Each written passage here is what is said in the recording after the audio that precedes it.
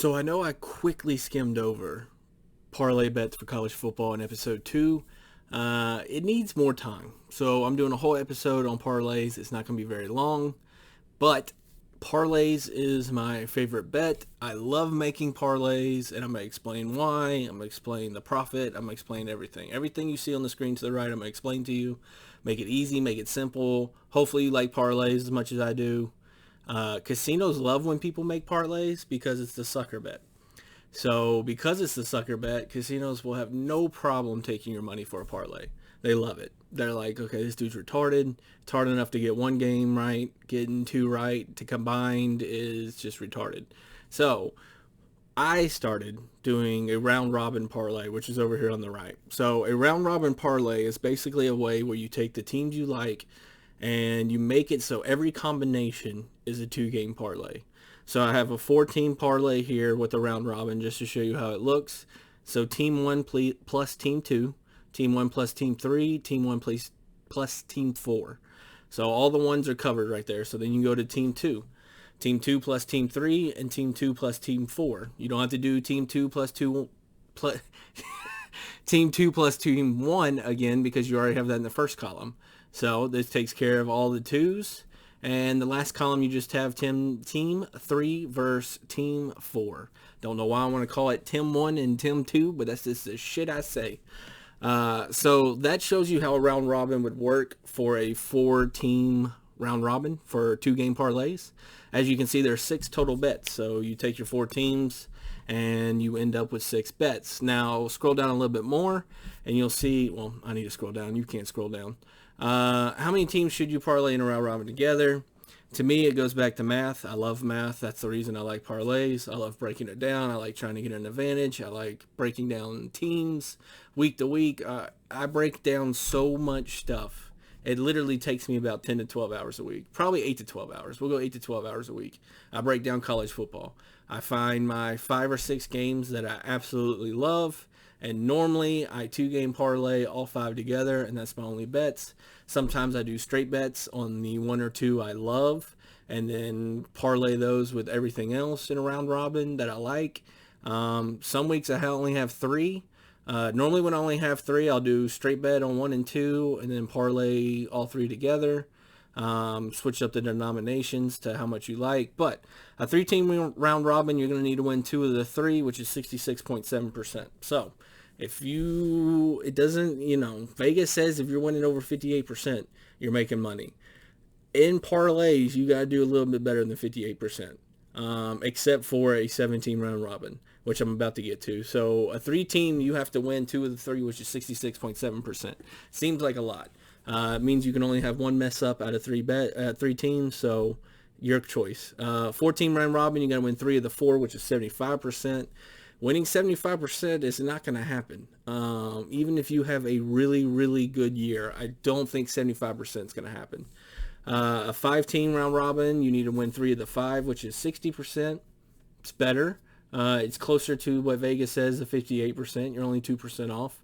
It makes sense. That's why, that's why I like a 5-team round robin. Because of that, because I only have to win 60%. So if I have to win 58 to make money anyways, what's an extra 2% to make money in parlays?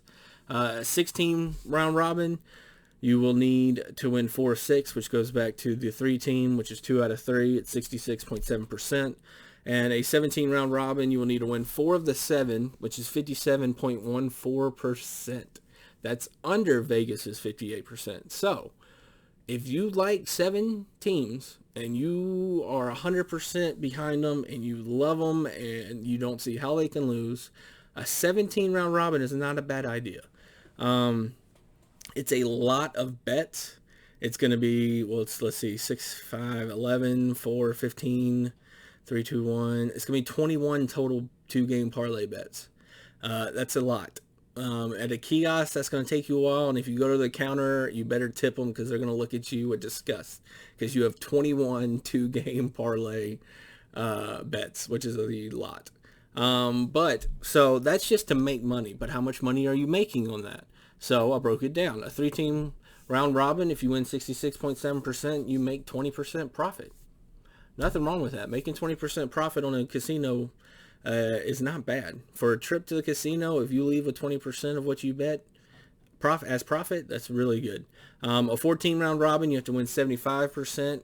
You make 80%. Of course, that's the highest one because you have to win 75%. I am not a fan of 14 round robins. I will never do a 14 round robin for 2 game parlays. I don't like it. That's just too high of a percentage. A 5 team round robin, if you win 60%, you make 8% profit. So going back close to that 58%, it makes sense. You're only 2% higher to win, but you're making 8% profit. So, you bet $100 for everything, you make $8. I know it doesn't sound like much, but at least you made money and you only have to win 80 or 60%, 80%, 60%. A 16 round robin, if you win 66.7%, so we're talking about going up 7% from the 5, you will make 44% profit. So, I mean, that's not a bad jump. 8% to 44% profit is not a bad jump. The issue I have is winning 67%. Yeah, that's a shit ton. I actually did win 67% last year, and I feel like I got lucky on a bunch. The hook won me a couple. I feel like I got lucky, and I feel like I got screwed at the same time. That's part of gambling, I guess. But so in a 17 round robin, if you win 57.14%, which is under the Vegas 58%, you make 2.85% profit. I know, you're just rolling in dough, aren't you? So if you bet 100, you made $2.85 for your time. If you bet 1,000, you made $28.50. It kind of sucks. That profit to me is a little too low.